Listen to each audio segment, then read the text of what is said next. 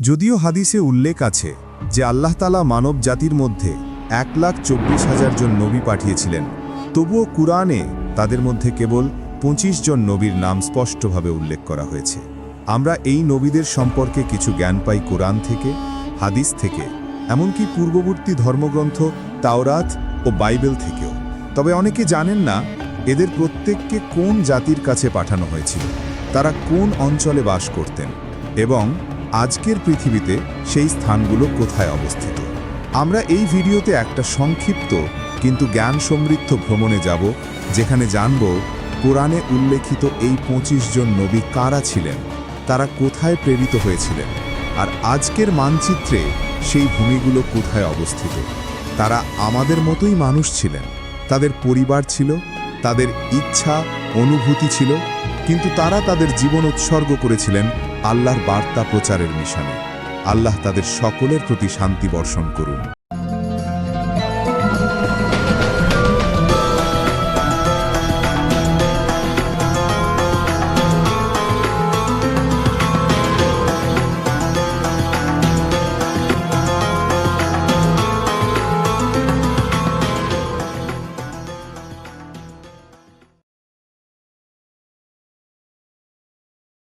আদম আলাইহিসসালাম। আদম আলাইহিসসালাম মানব জাতির প্রথম মানুষ এবং প্রথম নবী। আল্লাহ তাআলার আদেশে তাকে সৃষ্টি করা হয়েছিল বিভিন্ন প্রকার মাটির সমন্বয়। ফেরেশতাগণ সেই মাটি পানির সঙ্গে মিশিয়ে আদম আলাইহিসসালামের আকৃতি তৈরি করেন। 40 বছর অপেক্ষার পর সেই কাদা শুকিয়ে শক্ত ও শুষ্ক মাটির মতো হয়ে যায়। তারপর আল্লাহর হুকুমে আদম আলাইহিসসালামের দেহে প্রাণ সঞ্চার করা হয়। এটি ঘটেছিল মুহররম মাসের 10 তারিখে, শুক্রবারের দিনে। আল্লাহ তাকে সমস্ত কিছুর জ্ঞান দান করেন। আল্লাহর আদেশে ফেরেশতাগণ আদম আলাইহিসসালামের সামনে সিজদা করেন, কিন্তু ইবলিস অহংকারে অস্বীকার করে, ফলে তাকে জান্নাত থেকে বিতাড়িত করা হয়। আদম আলাইহিসসালাম জান্নাতে সৃষ্ট হাওয়া আলাইহিসসালামকে বিয়ে করেন এবং তারা সেখানে কিছু সময় সুখে বসবাস করেন। কিন্তু তারা যখন নিষিদ্ধ বৃক্ষের ফল ভক্ষণ করেন, তখন তাদের জান্নাত থেকে পৃথিবীতে অবতরণ করা হয়। আদম আলাইহিসসালাম নিজের ভুল বুঝতে পারেন এবং আন্তরিকভাবে তাওবা করেন, আর আল্লাহ তার তাওবা কবুল করেন। আল্লাহ আদম আলাইহিসসালামকে পৃথিবীতে তার প্রতিনিধি খলিফা হিসেবে নিযুক্ত করেন। অনেক বছর হাওয়া আলাইহিসসালাম থেকে বিচ্ছিন্ন থাকার পর তারা আবার আরাফাতে মিলিত হন এবং সেখানে কাবা নির্মাণ করেন। আদম আলাইহিসসালাম নবী হিসেবে মনোনীত হন এবং তাকে আল্লাহ একটি ছোট কিতাব দান করেন, যাতে 10টি পৃষ্ঠা ছিল। তিনি মানুষকে ঈমান, ইবাদত ও জ্ঞানের শিক্ষা দিতেন। তাদের সন্তানরা নগর ও সমাজে বসবাস শুরু করে, নানা কারিগরি ও পেশায় দক্ষ হয়ে ওঠে।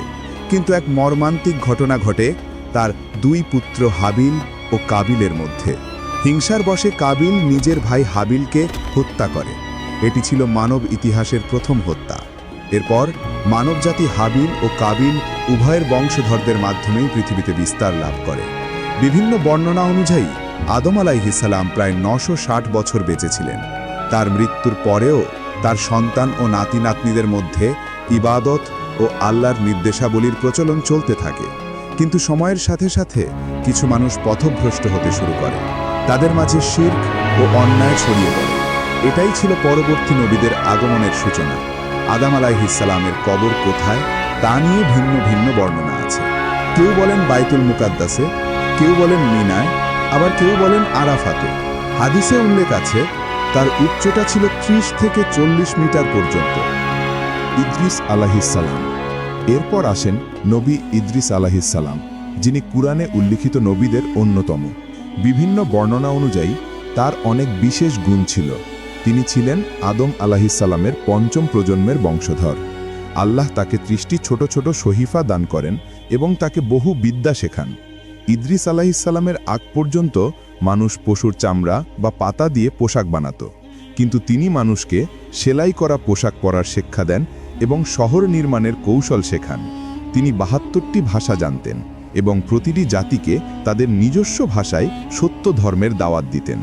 তিনি ছিলেন প্রথম ব্যক্তি যিনি কলম দিয়ে লিখতে শুরু করেন, জ্ঞান শিক্ষা দেন এবং জ্যোতির্বিজ্ঞান নিয়ে গবেষণা করেন।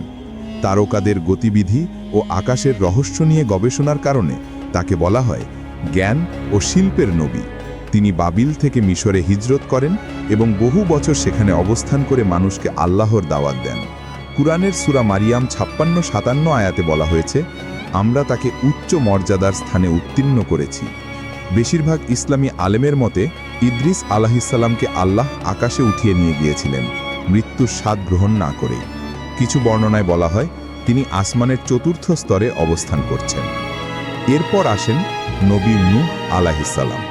নবী নূহ আলাইহিসসালামকে পাঠানো হয়েছিল নবী ইদ্রিস আলাইহিসসালামের পরে। ইসলামী ইতিহাসবিদরা বলেন তাকে ইরাকের মৌসুল অঞ্চলের এক জনগোষ্ঠীর কাছে প্রেরণ করা হয়েছিল। তার জাতি ছিল মূর্তি পূজক। মেসোপটেমিয়ার মানুষরা তখন নানা ধরনের মূর্তি পূজা করত, আর সমাজে অন্যায় ও অশ্লীলতা ছড়িয়ে পড়েছিল। নূহ আলাইহিসসালাম 50 বছর বয়সে নবুয়ত লাভ করেন। তিনি তার জাতিকে 950 বছর ধরে আল্লাহর একত্ববাদে বিশ্বাস করার আহ্বান জানান, কিন্তু খুব অল্প কিছু মানুষই তার দাওয়াত গ্রহণ করেছিল। নূহ আলাইহিসসালামের জাতির অধিকাংশই তার কথা অবজ্ঞা করে, তাকে উপহাস করে ও অত্যাচার করতে থাকে। যখন তিনি নিশ্চিত হলেন যে তারা আর কখনো ঈমান আনবে না, তখন তিনি আল্লাহর নিকট দোয়া করলেন। আল্লাহ তাকে জানালেন যে এক মহাপ্লাবন আসছে। আল্লাহর আদেশে নূহ আলাইহিসসালাম একটি বিশাল নৌকা তৈরি করেন। তিনি তাতে ঈমানদারদের ও প্রতিটি প্রাণীর একজোড়া করে আশ্রয় নেন। তারপর শুরু হয় মহাপ্লাবন। আকাশ থেকে প্রবল বৃষ্টি নামে, আর মাটির ভেতর থেকেও পানি উথলে ওঠে। যেসব লোক ঈমান আনেনি তারা সবাই পানিতে ডুবে যায়। এই বন্যা 6 মাস পর্যন্ত স্থায়ী হয় এবং শেষে নূহ আলাইহিসসালামের নৌকা জুদি পর্বতের উপর স্থির হয়। দুঃখজনকভাবে তার এক পুত্র নৌকায় ওঠেনি এবং পানিতে ডুবে মারা যায়। নূহ আলাইহিসসালামের 3 পুত্র ছিল, শাম, হাম এবং ইয়াফিস। এই 3 জনের বংশ থেকেই পরবর্তী মানবজাতি ছড়িয়ে পড়ে। ইসলামী ইতিহাস অনুযায়ী শামের বংশধরদের মধ্যে ছিলেন আরব, বনি ইসরাইল, ইহুদি, আশিরীয়, ব্যাবিলনীয়, পারসিক, সিরিয়ান এবং আরামি। হামের বংশধরদের মধ্যে ছিলেন আফ্রিকার জনগোষ্ঠী, মিশরীয় ও ইথিওপীয়রা। ইয়াফিসের বংশধরদের মধ্যে ছিলেন তুর্কি, গ্রিক, রুশ, মঙ্গল, চীনা, ভারতীয় এবং ইউরোপীয় জনগোষ্ঠী। এই বংশধারার বিবরণ পাওয়া যায় ইবন কাসির, তবেরি, ইবন খালদুন সহ বহু প্রাচীন ইসলামী ইতিহাসবিদ ও ব্যাখ্যাকারের গ্রন্থে। এই কারণে নূহ আলাইহিসসালামকে বলা হয় দ্বিতীয় আদম, কারণ তার থেকেই পুনরায় মানবজাতির বিস্তার ঘটে। তিনি প্রায় 1000 বছর বেঁচে ছিলেন। কুরআনে নূহ আলাইহিসসালামকে বহু জায়গা উল্লেখ করা হয়েছে এবং তাকে বলা হয়েছে আল্লাহর প্রতি অত্যন্ত কৃতজ্ঞ বান্দা। নবী হুদ আলাইহিসসালাম। নূহ আলাইহিসসালামের পর বহু প্রজন্ম কেটে যায়। মানুষ আবারও শিরক ও মূর্তি পূজায় লিপ্ত হতে শুরু করে। তখন আল্লাহ নবী হুদ আলাইহিসসালামকে প্রেরণ করেন আদ জাতির কাছে। আদ জাতি বসবাস করত আরব উপদ্বীপের দক্ষিণ অংশে, যা আজকের ইয়েমেনের হাদ্রামাউত অঞ্চল নামে পরিচিত। তারা ছিল অত্যন্ত শক্তিশালী ও উচ্চাকাঙ্ক্ষী জাতি। বিশাল স্থাপনা নির্মাণ করত, মরুভূমিতে মহল বানাত এবং নিজেদের শক্তি নিয়ে গর্ব করত। হুদ আলাইহিসসালাম তাদেরকে একত্ববাদের দাওয়াত দেন। বলেন, তোমরা কেবল আল্লাহর ইবাদত করো, তিনিই তোমাদের সৃষ্টি করেছেন। কিন্তু আদ জাতি অহংকারে অন্ধ হয়ে তাকে উপহাস করে বলে, তুমি তো আমাদের মতোই একজন মানুষ। তুমি কি আমাদের পূর্বপুরুষদের দেবতাদের বদলে নতুন কোনো উপাস্য বানাতে চাও? তারা নবীর বার্তা অস্বীকার করে এবং পাপাচারে লিপ্ত হয়। তখন আল্লাহ তাদের ওপর শাস্তি নাজিল করেন। প্রথমে দীর্ঘ খরা, এরপর প্রবল ঝড়। এই ঝড় 7 রাত ও 8 দিন অবিরাম প্রবাহিত হয়, যা কুরআনে বর্ণিত হয়েছে। আল্লাহ তাদেরকে এমন এক প্রচণ্ড বাতাসে ধ্বংস করলেন, যা একের পর এক দিন তাদেরকে ছিন্ন ভিন্ন করে দিল। ফলশ্রুতিকে শক্তিশালী সেই আদ জাতি মাটির সঙ্গে মিশে যায়। বলা হয়, হুদ আলাইহিসসালাম এবং তার অল্প সংখ্যক অনুসারীরা রক্ষা পান এবং পরবর্তীতে হাদ্রামাউত অঞ্চলে বসতি স্থাপন করেন। হুদ আলাইহিসসালাম পরবর্তীতে মক্কায় স্থায়ী হন এবং সেখানেই ইন্তেকাল করেন। এই ঘটনার বর্ণনা কুরআনের বহু স্থানে এসেছে। নবী সালেহ আলাইহিসসালাম। সালেহ আলাইহিসসালাম ছিলেন সেই নবী যিনি প্রেরিত হয়েছিলেন তামুদ জাতির কাছে। তামুদের মানুষেরা ছিল মূর্তি পূজারী। তারা প্রযুক্তি ও স্থাপত্যে ছিল অগ্রসর। পাহাড় কেটে ঘর তৈরি করত এবং মজবুত নগর নির্মাণ করত। এর উল্লেখ পাওয়া যায় সূরা আল আরাফের ৭৪ নম্বর আয়াতে। তারা এমন এক অঞ্চলে বাস করত যা আজকের সৌদি আরবের মাদাইন সালেহ নামে পরিচিত। সালেহ আলাইহিসসালাম তাদের আল্লাহর উপর ঈমান আনতে আহ্বান করেন। তারা বলল, তুমি যদি আমাদের চোখের সামনে এই পাথর থেকে একটি গর্ভবতী উটনী বের করে আনতে পারো, তবে আমরা তোমার প্রতি বিশ্বাস করব। সালেহ আলাইহিসসালাম আল্লাহর কাছে দোয়া করলেন এবং অলৌকিকভাবে সেই পাথর ফেটে বেরিয়ে এলো একটি বিশাল উটনী। এটি ছিল আল্লাহর পক্ষ থেকে একটি স্পষ্ট নিদর্শন। উটনীর দুধ এত বেশি হতো যে পুরো জাতি তাতে তৃষ্ণা মেটাতে পারত। কিন্তু জাতির নেতারা বলল, যদি এই উটনী বেঁচে থাকে তবে সালেহের প্রভাব বাড়বে, মানুষ আর আমাদের কথা শুনবে না। তারা রাতে গোপনে ষড়যন্ত্র করে উটনীটিকে হত্যা করল। এটি কেবল একটি প্রাণী হত্যাই ছিল না, বরং আল্লাহর এক নিদর্শনকে ধ্বংস করা ছিল। এরপর আল্লাহ তাদের ৩ দিনের সময়সীমা দিলেন সতর্কতা হিসাবে। এই সময়ের মধ্যে সালেহ আলাইহিসসালাম ও বিশ্বাসীরা শহর ছেড়ে চলে যান। ৩য় দিনে এক প্রচণ্ড শব্দ ও ভয়াবহ ভূমিকম্প তামুদ জাতিকে ধ্বংস করে দেয়। শুধু অল্প কিছু সত্যিকারের ঈমানদার বেঁচে যান। তামুদের ধ্বংসের ঘটনাটি কুরআনে উল্লেখ আছে একটি বড় শিক্ষা হিসাবে। ইব্রাহিম আলাইহিসসালাম। ইব্রাহিম আলাইহিসসালাম ছিলেন ইসলামের ৫ মহান নবীর একজন। তাকে পাঠানো হয়েছিল কালদীয় বা চালদীয় জাতির কাছে, যারা মূর্তি পূজারী ছিল। তিনি তাওহীদের অর্থাৎ আল্লাহর একত্বের প্রচার করতেন। যখন তার জাতির লোকেরা এক উৎসব উদযাপন করতে বাইরে গিয়েছিল, তখন ইব্রাহিম আলাইহিসসালাম সমস্ত মূর্তি ভেঙে ফেলেন। শুধু বড় মূর্তিটিকে রেখে দিয়ে কুঠারটি তার গলায় ঝুলিয়ে দেন। যখন লোকেরা ফিরে আসে, তারা জিজ্ঞেস করে, কে এসব করেছে? ইব্রাহিম আলাইহিসসালাম বলেন, হয়তো এই বড় মূর্তিই করেছে। যদি সে কথা বলতে পারে তবে তাকে জিজ্ঞেস করো। তার জ্ঞানপূর্ণ উত্তরে তারা চুপ করে যায়। কিন্তু তবেও তারা এক বিশাল আগুন জ্বালায় এবং ইব্রাহিম আলাইহিসসালামকে তাতে নিক্ষেপ করে। কিন্তু আল্লাহর হুকুমে আগুন তাকে একটুও পোড়াতে পারে না। তিনি সম্পূর্ণ নিরাপদে বেরিয়ে আসেন।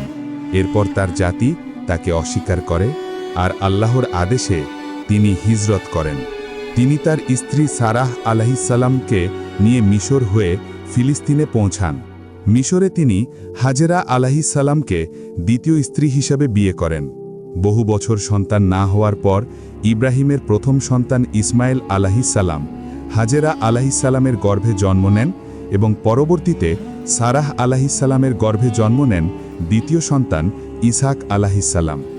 ইসমাইল আলাইহিসসালাম থেকে আরব জাতির উৎপত্তি, যার বংশধর হচ্ছেন আমাদের নবী মুহাম্মদ সাল্লাল্লাহু আলাইহি ওয়াসাল্লাম। আর ইসহাক আলাইহিসসালাম থেকে জন্ম নিয়েছেন বনি ইসরাইলের নবীগণ, অর্থাৎ ইহুদিদের বংশ। অতএব বাস্তবে ইহুদি ও আরব একই পূর্বপুরুষের ভাই। কিন্তু ইহুদিরা আরবদের সৎ ভাই রূপে দেখত এবং তাদেরকে অবজ্ঞা করত, যার ফলে শক্তির দ্বন্দ্ব শুরু হয়। ইব্রাহিম আলাইহিসসালাম ও তার পুত্র ইসমাইল আলাইহিসসালাম আল্লাহর আদেশে কাবা ঘর নির্মাণ করেন, যা আজও মুসলমানদের ইবাদতের কেন্দ্র। তারা কাবাকে কেন্দ্র করে হজ পালন করেন এবং মানুষকে হজের শিক্ষা দেন। তারপর আল্লাহ ইব্রাহিম আলাইহিসসালামকে স্বপ্নে দেখান যে তাকে তার পুত্র ইসমাইল আলাইহিসসালামকে কোরবানি করতে হবে। ইসমাইল আলাইহিসসালাম বলেন, হে পিতা, আপনি যা আদেশ পেয়েছেন তাই করুন। যখন ইব্রাহিম আলাইহিসসালাম তার ছেলের গলায় ছুরি রাখেন, তখন আল্লাহ থামিয়ে দেন এবং বলেন, হে ইব্রাহিম, তুমি স্বপ্ন পূর্ণ করেছ, আমরা তোমার পরীক্ষাটি সফল করেছি। তারপর আল্লাহ পরিবর্তে একটি বড় পশু কোরবানি করার জন্য পাঠান। আজও মুসলমানরা এই ঘটনার স্মরণে ঈদুল আজহা উদযাপন করেন, যেমনটি কুরআনে নির্দেশ করা হয়েছে। ইব্রাহিম আলাইহিসসালাম জেরুজালেমে ১৭৫ বছর বয়সে ইন্তেকাল করেন। তাকে বলা হয় খালিলুল্লাহ, আল্লাহর বৃহৎ বন্ধু। লূত আলাইহিসসালাম। লূত আলাইহিসসালাম ছিলেন ইব্রাহিম আলাইহিসসালামের ভাতিজা। তারা একসঙ্গে বাবেল বা বর্তমান ইরাক থেকে শাম বা বৃহত্তর সিরিয়া অঞ্চলে হিজরত করেন। লূত আলাইহিসসালামকে পাঠানো হয় সোদম জাতির কাছে নবী হিসাবে। এই অঞ্চল আজকের জর্ডান ও মৃত সাগরের কাছাকাছি এলাকায় অবস্থিত।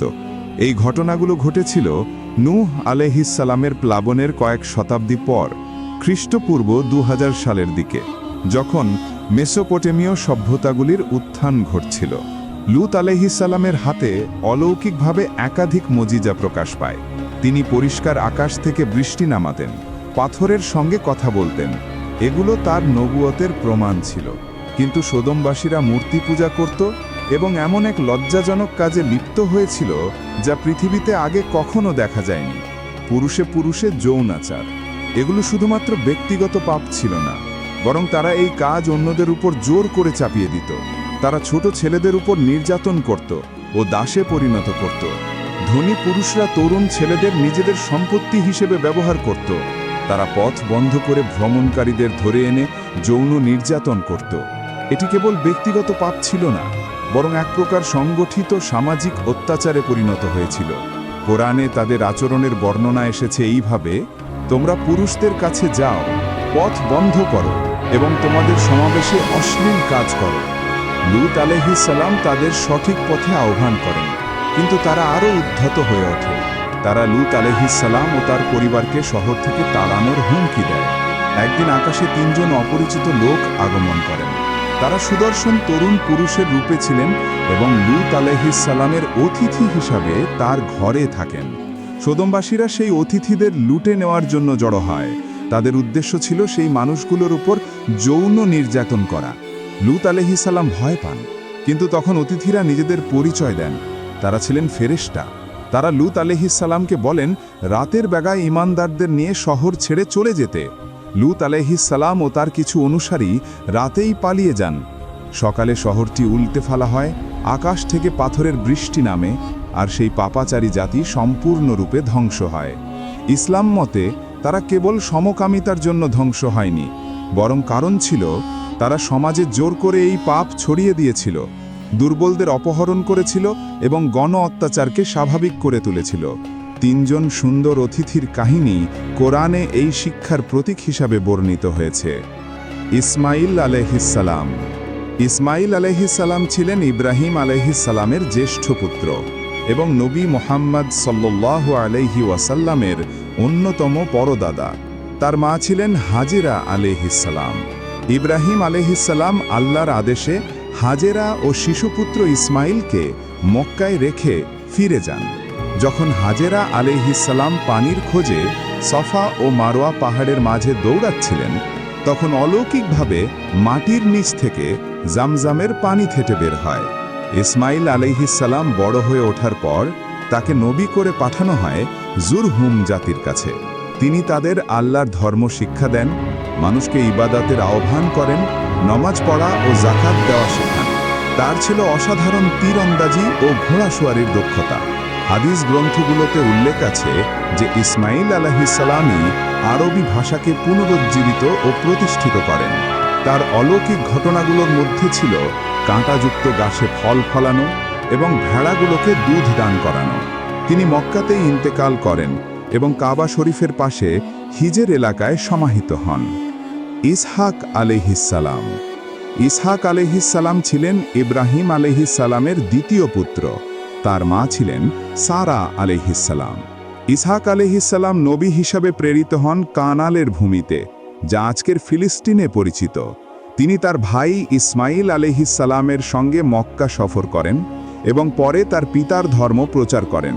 কোরআনে তাকে বলা হয়েছে একজন উত্তম বান্দা, সৎ, সত্যবাদী এবং আল্লাহর প্রতি নিবেদিত। তিনি ছিলেন নবী ইয়াকুব আলাইহিসসালামের পিতা। তার অলৌকিক ঘটনাগুলোর মধ্যে ছিল প্রাণীদের তার নবুয়তের সাক্ষ্য দেওয়া, তার দোয়ার বরকতে একটা পাহাড়ের সরে যাওয়া এবং মৃত প্রাণীদের জীবিত হয়ে ওঠা। তিনি 120 বছর বয়সে ফিলিস্তিনে ইন্তেকাল করেন। তার কবর অবস্থিত হেব্রন শহরে, যেখানে তার পিতা ইব্রাহিম আলাইহিসসালামের কবরও আছে। ইয়াকুব আলাইহিসসালাম। ইয়াকুব আলাইহিসসালাম ছিলেন ইব্রাহিম আলাইহিসসালামের পৌত্র ও ইসহাক আলাইহিসসালামের পুত্র। তার উপাধি ছিল ইসরায়েল এবং তার বংশধরদের বলা হয় বনি ইসরায়েল, অর্থাৎ ইসরায়েলের সন্তানরা। তার ছিল 12 পুত্র, যাদের বংশ থেকেই ইসরায়েলি গোত্রগুলোর উৎপত্তি হয়। তাকে নবী হিসেবে পাঠানো হয়েছিলেন কানানের ভূমিতে। তিনি মানুষকে আল্লাহর একত্বে বিশ্বাস করতে আহ্বান করেন। তার পুত্র ইউসুফ আলাইহিসসালামের প্রতি গভীর ভালোবাসার কারণে অন্য ছেলেরা হিংসা করেছিল। এ ঘটনাটি ছিল ইয়াকুব আলাইহিসসালামের জন্য এক কঠিন পরীক্ষা। কুরআনে ইয়াকুব আলাইহিসসালামকে ধৈর্যশীল নবীদের একজন হিসেবে উপস্থাপন করা হয়েছে। যখন তিনি তার পুত্রকে হারালেন, তখন তিনি অভিযোগ না করে বলেছিলেন, আমি শুধু আমার দুঃখ ও কষ্ট আল্লাহর কাছেই প্রকাশ করি। সূরা ইউসুফ ৮৬। মৃত্যুর সময় তিনি তার ছেলেদের জিজ্ঞেস করেন, আমার পর তোমরা কাকে উপাসনা করবে? তারা উত্তর দেয়, আমরা উপাসনা করব তোমার প্রভুর এবং তোমার পিতা ইব্রাহিম, ইসমাইল ও ইসহাকের প্রভুর। একমাত্র সত্য আল্লাহর। ইয়াকুব আলাইহিসসালাম মিশরে মৃত্যুবরণ করেন, কিন্তু তার ইচ্ছা অনুযায়ী তাকে ফিলিস্তিনে নিয়ে গিয়ে তার পিতা ইসহাক আলাইহিসসালামের পাশে কবর দেওয়া হয়। ইউসুফ আলাইহিসসালাম। ইউসুফ আলাইহিসসালাম ছিলেন ইয়াকুব আলাইহিসসালামের পুত্র এবং তাকে প্রেরণ করা হয়েছিল মিশরের জনগণের কাছে নবী হিসেবে। ছোটবেলায় তিনি তার মাকে হারান এবং পিতার স্নেহে বড় হন। একদিন তিনি স্বপ্নে দেখেন এবং তার বাবাকে গিয়ে বলেন, হে আমার পিতা, আমি স্বপ্নে দেখেছি 11টি তারা, সূর্য ও চাঁদ সবাই আমাকে সিজদা করছে। সূরা ইউসুফ ৪। এই স্বপ্ন ছিল ভবিষ্যতের ইঙ্গিত। তিনি নবী হবেন এবং মর্যাদায় উঁচু অবস্থানে পৌঁছাবেন। ইউসুফ আলাইহিসসালামের সুন্দর চরিত্র ও পিতার ভালোবাসা তার ভাইদের মধ্যে হিংসা জাগায়। হিংসার বশে তারা তাকে এক কূপে ফেলে দেয়। একটি কাফেলা তাকে খুঁজে পায় এবং মিশরে দাস হিসেবে বিক্রি করে দেয়। মিশরের রাজকর্মচারী আজিজ তাকে কিনে নেন এবং নিজ গৃহে লালন পালন করেন। সবাই ইউসুফ আলাইহিসসালামের সৌন্দর্য, সততা ও পবিত্রতার প্রশংসা করত। যখন ইউসুফ আলাইহিসসালাম যুবক হন, তখন আজিজের স্ত্রী জুলাইখা তাকে প্রলুব্ধ করার চেষ্টা করেন, কিন্তু ইউসুফ আলাইহিসসালাম নিজের মর্যাদা রক্ষা করে পালিয়ে যান। যদিও সত্য প্রকাশ পায়, তবুও তাকে অন্যায়ভাবে কারাগারে পাঠানো হয়। কারাগারেও তিনি আল্লাহর একত্বের দাওয়াত দিতে থাকেন, বন্দীদের নৈতিকতা শেখান ও চিন্তার দিক নির্দেশনা দেন। তিনি 2 বন্দীর স্বপ্নের ব্যাখ্যা দেন এবং তাদের একজন পরবর্তীতে রাজদরবারে চাকরি পায়। বছর কেটে যায়। একদিন রাজা এক অদ্ভুত স্বপ্ন দেখেন, যার ব্যাখ্যা কেউ দিতে পারে না। তখন লোকেরা ইউসুফ আলাইহিসসালামের কথা মনে করে। ইউসুফ আলাইহিসসালাম স্বপ্নের ব্যাখ্যা দেন, 7 বছর প্রচুর ফলন হবে, এরপর 7 বছর ভয়াবহ দুর্ভিক্ষ আসবে। সূরা ইউসুফ ৪৭। তার সঠিক ব্যাখ্যার কারণে মিশর দুর্ভিক্ষের জন্য প্রস্তুতি নেয়, আর ইউসুফ আলাইহিসসালামকে দেশের ধনভাণ্ডারের দায়িত্ব দেওয়া হয়। দুর্ভিক্ষ শুরু হলে তার ভাইয়েরা খাদ্যের সন্ধানে মিশরে আসে। ইউসুফ আলাইহিসসালাম তাদের চিনে ফেলেন, কিন্তু তারা তাকে চিনতে পারে না। তিনি চতুরতার সঙ্গে তার ছোট ভাই বেনিয়ামিনকে নিজের কাছে রাখেন। পরে নিজের পরিচয় প্রকাশ করেন, পুরো পরিবারকে মিশরে নিয়ে আসেন এবং তার পিতার অন্ধত্ব আল্লাহর কৃপায় দূর হয়ে যায়। তিনি ভাইদের ক্ষমা করে দেন, যদিও তারা তার সাথে খারাপ আচরণ করেছিল। তিনি তাদের বলেন, আজ তোমাদের জন্য কোনো দোষ নেই, আল্লাহ তোমাদের ক্ষমা করুন। সূরা ইউসুফ ৯২। এটি কুরআনের অন্যতম শক্তিশালী ক্ষমার দৃষ্টান্ত। পরিবারের সঙ্গে পুনর্মিলিত হয়ে এবং মিশরে সর্বোচ্চ মর্যাদায় পৌঁছেও ইউসুফ আলাইহিসসালাম সর্বদা আল্লাহর সান্নিধ্যের আকাঙ্ক্ষা করতেন। তার হৃদয়স্পর্শী দোয়া কুরআনে সংরক্ষিত আছে। হে আমার প্রতিপালক, আপনি আমাকে রাজ্য দিয়েছেন এবং ঘটনার বিশ্লেষণের জ্ঞান শিখিয়েছেন। আসমান ও জমিনের স্রষ্টা, আপনি এই দুনিয়া ও আখিরাতে আমার অভিভাবক। আমাকে মুসলিম হিসেবে মৃত্যু দিন এবং সৎকর্মশীলদের সঙ্গে মিলিয়ে দিন। সূরা ইউসুফ ১০১। এটি প্রকৃত দাসত্ব ও দুনিয়া থেকে বিচ্ছিন্নতার চূড়ান্ত উদাহরণ। ইউসুফ আলাইহিসসালাম মৃত্যুর পর জেরুজালেমের কাছাকাছি এলাকায় সমাহিত হন। শুআইব আলাইহিসসালাম। শুআইব আলাইহিসসালামকে নবী হিসেবে পাঠানো হয়েছিল মাদিয়ন ও আইকার জনগণের কাছে। মাদিয়ন ছিল আজকের জর্ডান ও উত্তর পশ্চিম সৌদি আরবের মধ্যবর্তী অঞ্চল। তার মিষ্ট ভাষা ও প্রভাবশালী উপস্থাপনার জন্য তাকে বলা হয় নবীদের বক্তা, খাতিবুল আম্বিয়া। তার জাতি বাণিজ্যে জড়িত ছিল, কিন্তু তারা মূর্তি পূজা করত এবং প্রতারণা, ঘাটতি মাপ, সুদ ও দুর্নীতিতে লিপ্ত ছিল। তিনি তাদের আল্লাহর একত্বে বিশ্বাস ও ন্যায়ের পথে আহ্বান করেন। তিনি বলেন, ন্যায় বিচারের সঙ্গে পূর্ণ মাপ ও ওজন দাও, মানুষের অধিকার খাটো করো না এবং পৃথিবীতে ফাসাদ সৃষ্টি করো না। সূরা আল আরাফ। কিন্তু তার জাতি তাকে উপহাস করে বলে, হে শুআইব, তুমি কি আমাদের পিতৃপুরুষদের ধর্ম ত্যাগ করতে বলছো, নাকি আমাদের সম্পত্তির বিষয়ে যা খুশি তা করতে নিষেধ করছো? সূরা হুদ। শুআইব আলাইহিসসালাম সতর্ক করে দেন যে আল্লাহর শাস্তি 3 দিনের মধ্যেই আসবে। 3 দিন পর ভয়ঙ্কর ভূমিকম্পে তারা সবাই ঘরে ঘরে নিস্তেজ হয়ে পড়ে। সূরা হুদ। আইকার জনগণও বণিক ছিল এবং মাদিয়নের মতো একই রকম দুর্নীতিতে লিপ্ত ছিল। তাদের শাস্তি ছিল ভিন্ন।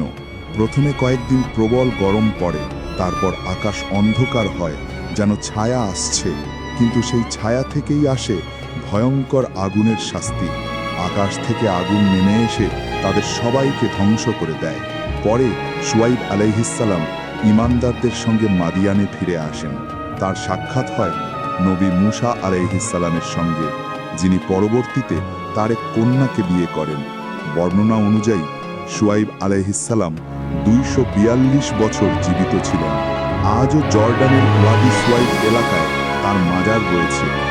আইয়ুব আলাইহিসসালাম। আইয়ুব আলাইহিসসালামকে নবী হিসেবে পাঠানো হয়েছিল বনী ইসরায়েলের কাছে। তিনি ছিলেন ধনী, দানশীল, ধার্মিক ও আল্লাহর প্রতি কৃতজ্ঞ। আল্লাহ তাকে দয়া ও কঠিন পরীক্ষায় উভয়েই পরীক্ষা করেন। প্রথমে তার সম্পদ হারান, এরপর সন্তানরা মারা যায়, শেষে তার শরীরে ভয়ঙ্কর রোগ হয়, সারা দেহ ঘায়ে ভরে যায়। শুধু তার স্ত্রী ধৈর্য ধরে তার সেবা করতে থাকেন। শয়তান যত ফিসফিসি করুক, তিনি আল্লাহর উপর পূর্ণ ভরসা রাখেন। কখনো অভিযোগ করেননি, শুধু আল্লাহর কাছেই কষ্ট প্রকাশ করেছেন। যখন আল্লাহ তার ধৈর্য দেখলেন, তার দোয়া কবুল করলেন। 7 বছর অসুস্থ থাকার পর আল্লাহ তাকে বললেন, তোমার পা দিয়ে মাটি আঘাত করো। সেখান থেকে ঝর্ণা ফেটে বেরোয়। তিনি তা পান করেন ও গোসল করেন আর সম্পূর্ণ সুস্থতা লাভ করেন। আল্লাহ তাকে তার সম্পদ ও সন্তান ফিরিয়ে দেন। বিশ্বাসযোগ্য বর্ণনা অনুযায়ী আইয়ুব আলাইহিসসালাম বর্তমান তুরস্কের শানলু উরফা অঞ্চলে বাস করতেন। কুরআনে তার ধৈর্যের প্রশংসা করা হয়েছে। পরীক্ষা শেষে তিনি আরও বহু বছর সুস্থভাবে বেঁচেছিলেন। তার কাহিনী আমাদের শেখায়, সবচেয়ে কঠিন সময়েও আল্লাহর প্রতি আশা ও ইবাদত কখনো ত্যাগ করা যাবে না। জুলকিফুল আলাইহিসসালাম। জুলকিফুল আলাইহিসসালাম ছিলেন বনি ইসরায়েল বা ইসরায়েলের সন্তানদের কাছে প্রেরিত নবীদের একজন। তিনি ছিলেন নবী ইলিয়াস আলাইহিসসালামের চাচাতো ভাই। ইলিয়াস আলাইহিসসালামের মৃত্যুর পর জুলকিফল আলাইহিসসালাম তার দায়িত্ব পালন করেন এবং নবী মূসা আলাইহিসসালামের ধর্ম ও শিক্ষা মানুষের কাছে পৌঁছে দিতে থাকেন। তিনি ইবাদতে ধৈর্যশীল, বিচারে শান্ত ও ন্যায় বিচারে দৃঢ় ছিলেন। এই কারণেই তাকে বলা হয় জুলকিফুল, অর্থাৎ দায়িত্বশীল ব্যক্তি। শয়তানের নানা ধোঁকা ও পরীক্ষার মাঝেও তিনি কখনো দায়িত্বে ব্যর্থ হননি। আল্লাহ তাকে নবুয়াত দান করেন এবং তিনি মানুষকে তাওরাতের বিধান ও আল্লাহর একত্ববাদের শিক্ষা দিতেন। তিনি শাম বা বৃহত্তর সিরিয়া অঞ্চলে মৃত্যুবরণ করেন। জুলকিফল আলাইহিসসালামের নাম কুরআনে এসেছে সূরা আল আম্বিয়া ও সূরা সাদে। মূসা আলাইহিসসালাম। মূসা আলাইহিসসালাম ছিলেন ইসলামের অন্যতম শ্রেষ্ঠ নবী এবং উলুল আজম নবীদের একজন। তাকে পাঠানো হয়েছিল বনি ইসরায়েলের কাছে। তিনি জন্মগ্রহণ করেন এমন এক সময়ে যখন বনি ইসরায়েল মিশরে ফেরাউনের দাসত্বে ছিল। সেই সময়ের ফেরাউন স্বপ্নে বা ভবিষ্যৎবাণীতে জানতে পারে বনি ইসরায়েলের এক ছেলে তার সিংহাসনের পতন ঘটাবে। তখন সে আদেশ দেয়, বনি ইসরায়েলের পরিবারে জন্ম নেওয়া প্রতিটি ছেলে শিশুকে হত্যা করো। আল্লাহ মূসার মাকে ওহী করে বলেন, তাকে স্তন্যপান করাও, আর যখন তার জন্য ভয় পাও তখন তাকে নদীতে ভাসিয়ে দিও। ভয় করো না, দুঃখ করো না, আমরা তাকে তোমার কাছে ফিরিয়ে দেব এবং তাকে নবীদের একজন করব। সূরা আল কাসাস 28-7। শিশুটিকে নীল নদে ভাসানো হয়। ফেরাউনের স্ত্রী আসিয়া আলাইহিসসালাম শিশুটিকে পান এবং প্রাসাদে নিয়ে আসেন। পরে আল্লাহর প্রতিশ্রুতি অনুযায়ী মূসার প্রকৃত মাই প্রাসাদে তার দুধমা হিসেবে নিযুক্ত হন। মুসা আলাইহিস সালাম ফেরাউনের প্রাসাদেই বড় হতে থাকেন। একদিন এক মিশরীয় লোকের সঙ্গে ঝগড়ার সময় মুসা আলাইহিস সালামের ঘুষিতে লোকটি মারা যায়। এরপর তিনি দেশ ছেড়ে মাদিয়ানে পালিয়ে যান। সেখানে তিনি নবী শুয়াইব আলাইহিস সালামের কন্যাকে বিয়ে করেন। আল্লাহ তাকে তুর পাহাড়ে নবুয়ত প্রদান করেন। তাকে আদেশ দেওয়া হয় ফেরাউনের কাছে গিয়ে বনী ইসরায়েলকে মুক্ত করার দাবি জানাতে এবং ফেরাউনকে আল্লাহর একত্বে বিশ্বাস করতে আহ্বান জানাতে। আল্লাহ তাকে অলৌকিক নিদর্শন দেন। তার লাঠি সাপ হয়ে যেত এবং বুকে হাত রাখলে তা উজ্জ্বল আলো ছড়াত। এই নিদর্শনগুলো নিয়ে মুসা আলাইহিস সালাম ফেরাউনের কাছে যান, কিন্তু ফেরাউন তার বার্তা অস্বীকার করে নিজেকে প্রভু বলে ঘোষণা দেয়।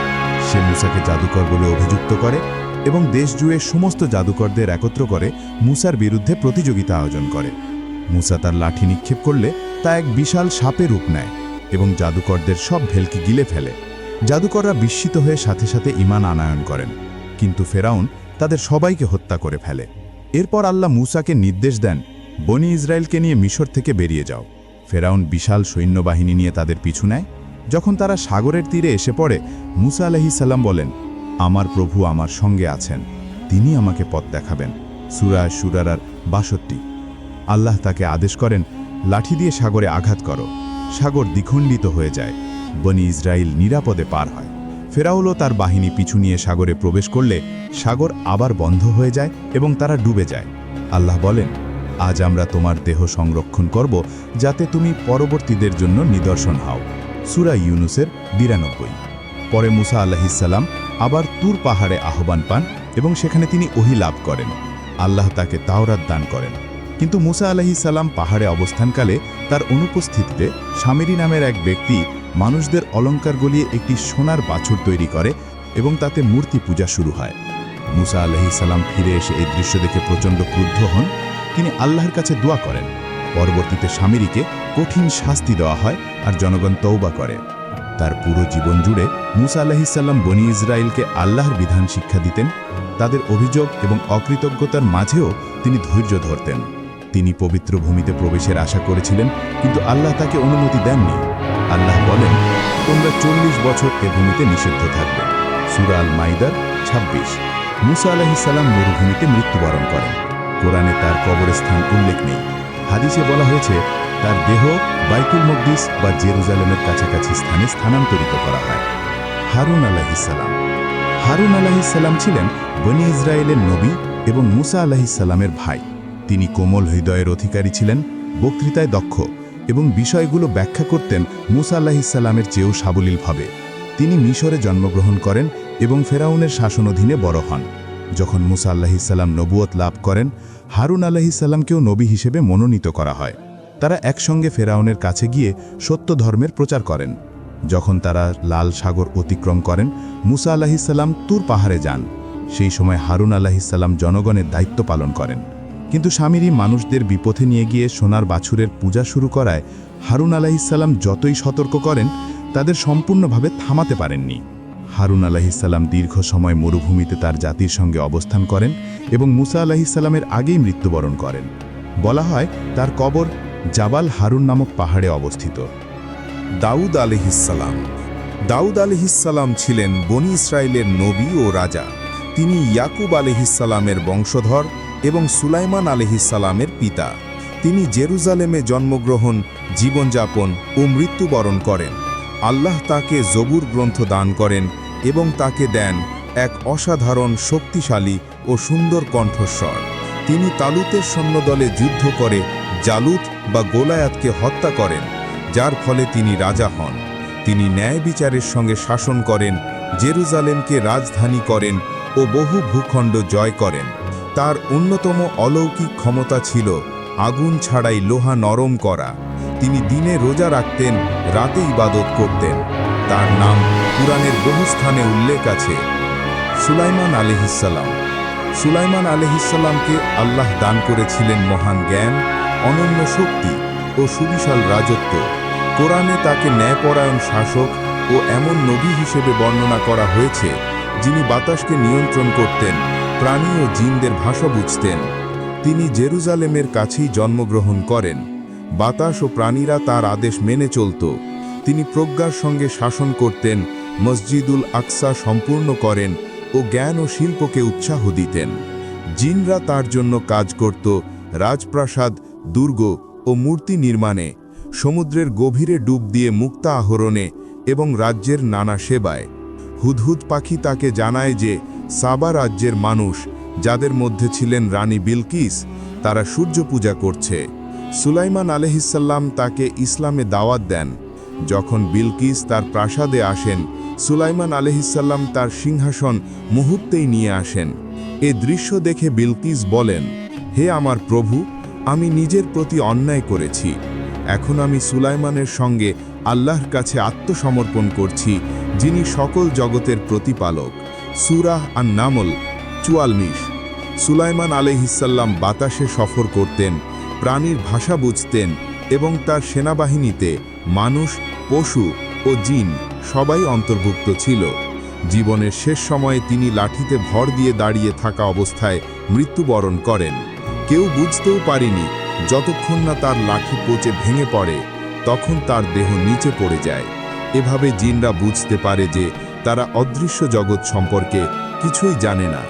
বর্ণনা অনুযায়ী তিনি বাইতুল মাকদিস বা জেরুজালেমের কাছাকাছি এলাকায় মৃত্যুবরণ করেন এবং তার কবরও ওই এলাকাতেই অবস্থিত বলে ধারণা করা হয়। ইলিয়াস আলাইহিসসালাম। নবী ইলিয়াস আলাইহিসসালামকে বনী ইসরাইলের কাছে পাঠানো হয়েছিল বর্তমান লেবানন অঞ্চলে। কিছু বর্ণনা অনুযায়ী তিনি নবী হারুন আলাইহিসসালামের বংশধর ছিলেন। সে সময় বনী ইসরাইলের লোকেরা বাল নামে এক মিথ্যা দেবতার উপাসনা করছিল। ইলিয়াস আলাইহিসসালাম তাদের একমাত্র আল্লাহ ইবাদতে আহ্বান জানান, কিন্তু তারা তা প্রত্যাখ্যান করে। ফলস্বরূপ দেশে দুর্ভিক্ষ ও নানা বিপর্যয় দেখা দেয়। পরে যখন লোকেরা তওবা করে ও ঈমান আনে, ইলিয়াস আলাইহিসসালাম আল্লাহর কাছে দোয়া করেন, বৃষ্টি নামে, রহমত ফিরে আসে। কিন্তু কিছু সময় পর আবার মানুষ বিপথে যায়। তারা আবার শিরক, অনাচার ও বাল পূজায় লিপ্ত হয়। ইলিয়াস আলাইহিসসালাম তাদের পুনরায় সতর্ক করেন, কিন্তু এবার তাদের অস্বীকার আরও কঠোর হয়। এই সময়ের মধ্যে ইলিয়াস আলাইহিসসালাম এক অলৌকিকভাবে আল ইয়াসা নামের এক অসুস্থ ছেলেকে সুস্থ করেন। আল ইয়াসা আলাইহিসসালাম তার ওপর ঈমান আনেন এবং পরে নিজেও নবী হন। যখন মানুষ আরও বিদ্রোহী হয়ে ওঠে, ইলিয়াস আলাইহিসসালামের জীবনের শেষ সময় ঘনিয়ে আসে। তার মৃত্যুর পর আল্লাহর আদেশে আল ইয়াসা আলাইহিসসালামকে নবী হিসেবে মনোনীত করা হয়। আল ইয়াসা আলাইহিসসালাম। কুরআনে তার নাম 2 বার উল্লিখিত হয়েছে। তাওরাতে তাকে বলা হয় এলিশা। তিনি ইলিয়াস আলাইহিসসালামের দাওয়াতের কাজ চালিয়ে যান, মানুষকে এক আল্লাহর ইবাদতে আহ্বান জানাতে থাকেন। কিন্তু কিছু সময় পর্যন্ত লোকেরা পথভ্রষ্টই থাকে। আল ইয়াসা আলাইহিসসালাম ধৈর্য ও দৃঢ়তার সঙ্গে কাজ চালিয়ে যান। তিনি ন্যায়পরায়ণ নেতা ও শক্তিশালী নবী হিসেবে পরিচিত হন। একসময় তার জনগণ পুনরায় সত্যের পথে ফিরে আসে। আল্লাহ তাকে অলৌকিক ক্ষমতা দান করেন, রোগীদের সুস্থ করা এবং দুর্ভিক্ষের সময় দোয়ার মাধ্যমে খাদ্য ও পানি প্রচুর পরিমাণে পাওয়া। কিন্তু যখন বনী ইসরাইল আবার অবাধ্য হয়, আল্লাহ আশিরীয়দের পাঠান তাদের শাস্তি দিতে। তবুও আল ইয়াসা আলাইহিসসালাম মৃত্যুর পূর্ব পর্যন্ত নিজ জাতিকে সাহায্য করে যান এবং আল্লাহর আদেশে জুলকিফ আলাইহিসসালামকে তার উত্তরসূরি নিযুক্ত করেন। বর্ণনা অনুযায়ী আল ইয়াসা আলাইহিসসালাম দীর্ঘ জীবন লাভ করেন এবং শান্তিপূর্ণভাবে মৃত্যুবরণ করেন। তার কবর শাম অঞ্চলে বা আলেপ্পোর কাছাকাছি বলে ধারণা করা হয়, তবে সুনির্দিষ্ট অবস্থান নিশ্চিত নয়। ইউনুস আলাইহিসসালাম। নবী ইউনুস আলাইহিসসালামকে প্রেরণ করা হয়েছিল নিনাওয়া নগরীর মানুষের কাছে, যা ছিল আশিরীয় সাম্রাজ্যের রাজধানী।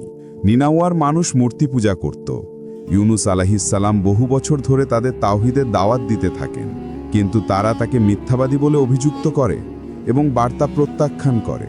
ইউনুস আলাইহিসসালাম তাদের আল্লাহর শাস্তির বিষয়ে সতর্ক করেন, আর আল্লাহ তাদের সময় দেন। কিন্তু যখন শাস্তির সময় ঘনিয়ে আসে বলে মনে হয়, ইউনুস আলাইহিসসালাম মনে করেন তার কাজ শেষ হয়েছে এবং আল্লাহর অনুমতি ছাড়াই শহর ত্যাগ করেন, যা ছিল এক বিচারে ভুল সিদ্ধান্ত। তিনি একটি জাহাজে আরোহণ করেন, কিন্তু ভয়াবহ ঝড় শুরু হয়। লটারি টানা হলে 3 বারই তার নাম আসে। তাকে ঝড়ের কারণ মনে করে সমুদ্রে ফেলে দেওয়া হয়। একটি বিশাল মাছ তাকে গিলে ফেলে। মাছের পেটের অন্ধকারে রাত সাগর আর মাছের গভীরতায় তিনি আল্লাহর কাছে আন্তরিকভাবে দোয়া করেন, লা ইলাহা ইল্লা আনতা সুবহানাকা ইন্নী কুনতু মিনাজ জালিমিন। সূরা আল আনবিয়া 87। আল্লাহ তার তওবা কবুল করেন, মাছ তাকে তীরে এনে নিরাপদে ফেলে দেয়।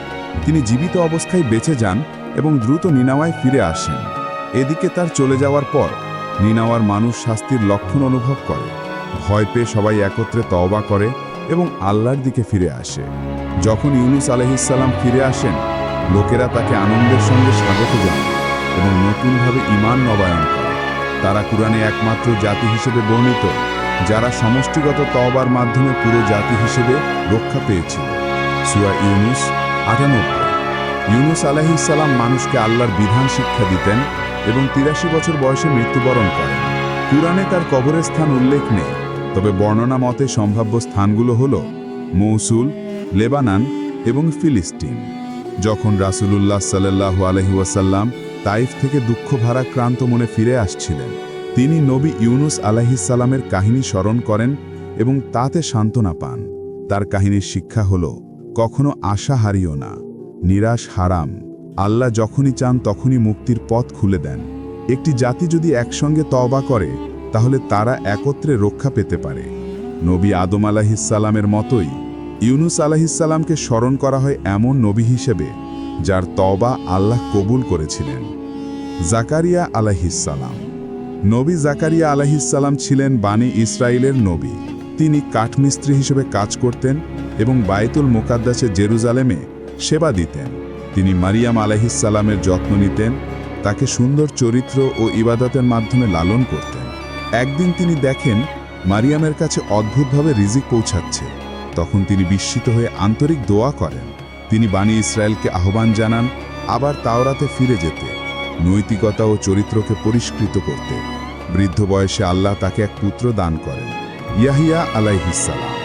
পরে যখন বানি ইসরায়েল নবী ঈসা আলাইহিসসালামের অলৌকিক জন্মকে অস্বীকার করে, তারা তার সমর্থকদের অপবাদ দিতে শুরু করে এবং হত্যা করতে চেষ্টা করে। জাকারিয়া আলাইহিসসালাম পালিয়ে যান, কিন্তু পরিশেষে তাকে হত্যা করা হয় যখন তারা সেই গাছটিকে কেটে ফেলে যার ভেতরে তিনি লুকিয়েছিলেন। তার মাজার আলেপ্পোতে আছে বলে ধারণা করা হয়। তার জীবন ও অলৌকিক ঘটনাগুলো কুরআনের নানা অধ্যায়ে বর্ণিত হয়েছে। ইয়াহিয়া আলাইহিসসালাম। নবী ইয়াহিয়া আলাইহিসসালাম ছিলেন নবী জাকারিয়া আলাইহিসসালামের পুত্র এবং বানি ইসরায়েলের জন্য প্রেরিত নবী। তিনি ফিলিস্তিন, জেরুজালেম, দামেস্ক ও আশপাশের এলাকায় রোমান শাসনের সময় আল্লাহর বাণী প্রচার করতেন। তিনি জন্মেছিলেন বৃদ্ধ বয়সে জাকারিয়া আলাইহিসসালামের দোয়ার ফলস্বরূপ। ছোটবেলাতে ইয়াহিয়া আলাইহিসসালাম তাওরাত শেখেন এবং মানুষকে আল্লাহর দ্বীন শিক্ষা দিতে থাকেন। তিনি ছিলেন পবিত্র, সৎ এবং গভীরভাবে আল্লাহ ভীরু। যখন ঈসা আলাইহিসসালাম নবী হন, ইয়াহিয়া আলাইহিসসালামও মানুষকে ইনজিলের শিক্ষা অনুসরণ করতে আহ্বান জানান। এক রানীর অনুরোধে রাজা তাকে কারারুদ্ধ করেন, আর পরবর্তীতে রাজা হেরোদের অন্যায্য বিবাহের বিরোধিতার করায় তাকে শহীদ করা হয়। এই ঘটনার উল্লেখ ইহুদি ও ইসলামী উভয় ঐতিহ্যেই পাওয়া যায়। তিনি ৩৪ বছর বয়সে মৃত্যুবরণ করেন। তার অলৌকিক ঘটনাগুলোর মধ্যে ছিল একটি পাথর তার সঙ্গে কথা বলেছিল এবং দিনে নক্ষত্র দেখা গিয়েছিল। কুরআনে তিনি উল্লেখিত আছেন সূরা আলী ইমরান, সূরা মারিয়াম এবং সূরা আল আম্বিয়া। বিখ্যাত মতানুযায়ী তার কবর দামেস্কের উমাইয়া মসজিদের ভেতরে অবস্থিত। ঈসা আলাইহিসসালাম।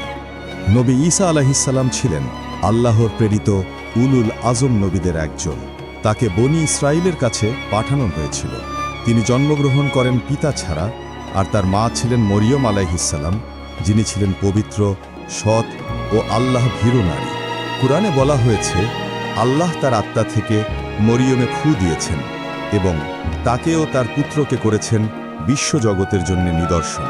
ফেরেশতা জিবরিল আলাইহিসসালাম মরিয়মের কাছে এসে একজন মানুষের রূপে তাকে এক সন্তানের শুভ সংবাদ দেন। মরিয়ম আলাইহিসসালাম বিস্মিত হলে বলা হয়, তোমার রবের জন্য এটা সহজ, আমরা তাকে মানুষের জন্য নিদর্শন এবং আমাদের পক্ষ থেকে রহমত বানাবো। মরিয়ম আলাইহিসসালাম এক নির্জন স্থানে গিয়ে খরজুর গাছের নিচে ঈসা আলাইহিসসালামের জন্ম দেন।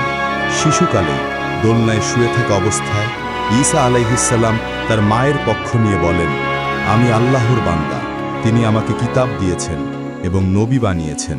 আল্লাহ তাকে ইনজিল প্রদান করেন, যা তাওরাতকে সমর্থন করেছিল এবং মানুষের বিকৃত বিশ্বাস সংশোধনের জন্য নাজিল হয়েছিল। তার 12 জন নিকট সঙ্গী ছিল, হাওয়ারিউন, যারা তাকে নিবিড়ভাবে সহায়তা করতেন। তবুও অধিকাংশ বনি ইসরায়েল তাকে অস্বীকার করে। কিছু লোক এমনকি তাকে আল্লাহর পুত্র বলতো, যা ইসলাম অনুযায়ী শিরক। এই বিশ্বাস পরে রোমান পৌত্তলিক পুরোহিতদের প্রভাবে খ্রিস্ট ধর্মে প্রবেশ করে। যদিও প্রথম দিকে রোমানরা খ্রিস্টানদের নির্যাতন করত, যখন তারা ধর্মটির বিস্তার ঠেকাতে পারল না, তখন তারা পৌত্তলিক বিশ্বাসের সঙ্গে খ্রিস্ট ধর্মকে মিশিয়ে দেয়। ফলে ধর্মটি তার মূল একত্ববাদী বা তাওহিদি রূপ হারায়। কোরআন এই বিকৃত বিশ্বাসের জবাবে বলে, আল্লাহ সন্তানের প্রয়োজন থেকে পবিত্র। তিনি যখন কিছু ইচ্ছা করেন, বলেন হও, আর তা হয়ে যায়। যদিও ঈসা আলাইহিসসালাম অনেক অলৌকিক ঘটনা দেখান, তবুও অধিকাংশ বনি ইসরায়েল তাকে প্রত্যাখ্যান করে এবং রোমান সৈন্যদের খবর দেয়। কিন্তু আল্লাহ তাদের সফল হতে দেননি, বরং ঈসা আলাইহিসসালামকে আকাশে তুলে নেন। ইসলাম ও খ্রিস্ট ধর্মের উভয়েরই ঐতিহ্যে আছে ঈসা আলাইহিসসালাম আবার পৃথিবীতে ফিরে আসবেন কিয়ামতের পূর্বে।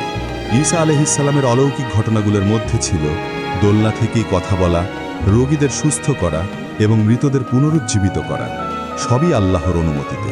খ্রিস্টানরা বিশ্বাস করে ঈসা আলাইহিসসালাম ক্রুশবিদ্ধ হয়েছিলেন, কিন্তু ইসলামে বলা হয়েছে তিনি না নিহত হয়েছেন না ক্রুশবিদ্ধ হয়েছেন। আল্লাহ তাকে আকাশে তুলে নিয়েছেন এবং একদিন তিনি ফিরে আসবেন দাজ্জালের বিরুদ্ধে যুদ্ধ করতে এবং মানুষকে একত্র করে ইসলামের পতাকার নিচে ঐক্যবদ্ধ করতে। তার এই প্রত্যাবর্তনের ফলে অনেক খ্রিস্টান ইসলাম গ্রহণ করবে। মুহাম্মদ সাল্লাল্লাহু আলাইহি ওয়াসাল্লাম। নবী মুহাম্মদ সাল্লাল্লাহু আলাইহি ওয়াসাল্লাম ছিলেন আল্লাহর সর্বশেষ নবী, যাকে পাঠানো হয়েছিল সমস্ত মানবজাতি ও জগতের প্রতি রহমত হিসেবে। তিনি 570 খ্রিস্টাব্দে মক্কায় জন্মগ্রহণ করেন। তার পিতা ছিলেন আব্দুল্লাহ, মাতা আমিনা রাদিয়াল্লাহ। তিনি কুরাইশ গোত্রের এক মহান পরিবারে জন্মগ্রহণ করেন, হাশিম বংশ, যাদের বংশধারা নবী ইসমাইল আলাইহিসসালামের দিকে পৌঁছে যায়। তার জন্মের আগেই পিতার মৃত্যু হয়, আর 6 বছর বয়সে মাকেও হারান। এরপর দাদা, পরে চাচা আবু তালিব তাকে লালন পালন করেন। মক্কায় তিনি পরিচিত ছিলেন আল আমিন হিসেবে, বিশ্বস্ত ও সৎ হিসেবে। তিনি কখনো মূর্তি পূজা করেননি, কোনো পাপেও লিপ্ত হননি। 25 বছর বয়সে তিনি খাদিজা রাদিয়াল্লাহকে বিবাহ করেন, যিনি তার সততা ও চরিত্রে মুগ্ধ ছিলেন। 40 বছর বয়সে হীরা গুহায় অবস্থানকালে ফেরেশতা জিবরিল আলাইহিসসালাম তার কাছে প্রথম ওহী নিয়ে আসেন, পড়ো তোমার প্রভুর নামে যিনি সৃষ্টি করেছেন, সূরা আল আলাক 1। এতেই তার নবুয়তের সূচনা হয়। প্রথম ঈমান আনেন খাদিজা রাদিয়াল্লাহ, আবু বকর রাদিয়াল্লাহ, আলী রাদিয়াল্লাহ এবং যায়েদ ইবনে হারিসা রাদিয়াল্লাহ। মক্কার মূর্তি পূজকেরা তাকে দাওয়াত প্রত্যাখ্যান করে, তাকে পাগল, কবি কিংবা জাদুকর বলে অভিযুক্ত করে। বিশ্বাসীদের নির্যাতন করা হয়, তাকে বয়কট করা হয়, পাথর মারা হয়, অপমান করা হয়, এমনকি হত্যার হুমকি দেয়া হয়। তার জীবনের সবচেয়ে কষ্টের বছর ছিল আম্মুল হুজুন, অর্থাৎ দুঃখের বছর, যেদিন খাদিজা রাদিয়াল্লাহ ও আবু তালিব মারা যান। এরপর ঘটে অলৌকিক ঘটনা, ইসরা ও মেরাজ। এক রাতে তিনি মক্কা থেকে জেরুজালেম, তারপর 7 আসমান পর্যন্ত ভ্রমণ করেন। 53 বছর বয়সে তিনি আল্লাহর আদেশে মদিনায় হিজরত করেন। এই হিজরতেই ইসলামী বর্ষপঞ্জির সূচনা, হিজরি সাল। মদিনায় তিনি প্রতিষ্ঠা করেন প্রথম ইসলামী রাষ্ট্র। ইহুদি গোত্রগুলির সঙ্গে চুক্তি করেন। আল্লাহ বলেন, নিশ্চয়ই আল্লাহ মুমিনদের প্রতি অনুগ্রহ করেছেন যখন তাদের মধ্য থেকে একজন রাসূল পাঠিয়েছেন, যিনি তাদের আয়াত পাঠ করেন, তাদের পরিশুদ্ধ করেন এবং তাদের কিতাব ও হিকমত শিক্ষা দেন। সূরা আলে ইমরান 164। ইসলামের প্রধান ঐতিহাসিক ঘটনা। বদরের যুদ্ধ, 625 খ্রিস্টাব্দে উহুদের যুদ্ধ, 627 খ্রিস্টাব্দে খন্দকের যুদ্ধ, 628 খ্রিস্টাব্দে হুদাইবিয়ার চুক্তি, 628 খ্রিস্টাব্দে খাইবারের বিজয়, 630 খ্রিস্টাব্দে মক্কা বিজয়। 63 বছর বয়সে তার শেষ হজে তিনি প্রায় 1,40,000 সাহাবীর সামনে বিদায় হজের খুতবা প্রদান করেন। সেখানে তিনি গোত্রীয় প্রতিশোধের প্রথা বাতিল করেন, নারীর অধিকার ঘোষণা করেন এবং উম্মতকে নির্দেশ দেন কুরআন ও সুন্নাহ আঁকড়ে ধরতে। তখন আল্লাহ এই আয়াত নাজিল করেন, আজ আমি তোমাদের জন্য তোমাদের ধর্ম পূর্ণ করলাম, সূরা আল মাইদা 3। 632 খ্রিস্টাব্দে তিনি আয়েশা রাদিয়াল্লাহের ঘরে ইন্তেকাল করেন। তার মাথা ছিল তার স্ত্রীর কোলে। তার পবিত্র কবর অবস্থিত মসজিদে নববীতে, যা পরিচিত রাউজা মুবারক নামে। নবী মুহাম্মদ সাল্লাল্লাহু আলাইহি ওয়াসাল্লাম মানুষকে শিক্ষা দিয়েছেন তাওহীদ বা এক আল্লাহর ইবাদত, উত্তম চরিত্র, ন্যায় বিচার ও দয়া। তিনি ছিলেন এতিম, কিন্তু রেখে গেছেন সর্বশ্রেষ্ঠ উত্তরাধিকার, কোরআন ও সুন্নাহ। তিনি বলেছেন, আমার এমন একটি দল থাকবে যারা আমাকে না দেখেও ঈমান আনবে, তারাই আমার ভাই। তার সর্বশ্রেষ্ঠ মুজিজা হল কুরআন, আল্লাহর পক্ষ থেকে নাজিলকৃত এমন এক কিতাব যা অর্থ, প্রজ্ঞা ও ভাষাশৈলীতে অতুলনীয়। যারা বলে এটি আল্লাহর পক্ষ থেকে নয়, কুরআন নিজেই চ্যালেঞ্জ ছুড়ে দিয়েছে, এর মতো একটি সূরা এনে দেখাও। কিন্তু ইতিহাসে কেউ কখনো তা করতে পারেনি, একটি সূরাও নয়। এই চ্যালেঞ্জ আজও বহাল আছে। মুহাম্মদ সাল্লাল্লাহু আলাইহি ওয়াসাল্লাম ছিলেন উম্মি, তিনি পড়তে বা লিখতে পারতেন না। তবুও এমন একটি নিখুঁত, পরিপূর্ণ ও গভীর গ্রন্থ এনেছেন যা মানবজাতির জন্য চিরকালীন পথনির্দেশ। তার আনা বার্তা মানুষের হৃদয় বদলে দিয়েছে, সভ্যতাকে পাল্টে দিয়েছে, এবং আজও সেই ঐশী আলো একই উজ্জ্বলতায় বিকশিত হয়ে আছে। আমরা আমাদের ভিডিওর শেষে চলে এসেছি। আমাদের ভিডিওটি দেখার জন্য ধন্যবাদ। দয়া করে ভিডিওটি লাইক করুন, কমেন্ট করুন এবং আমাদের চ্যানেলটি সাবস্ক্রাইব করুন, যেন আরও মানুষ উপকৃত হতে পারে।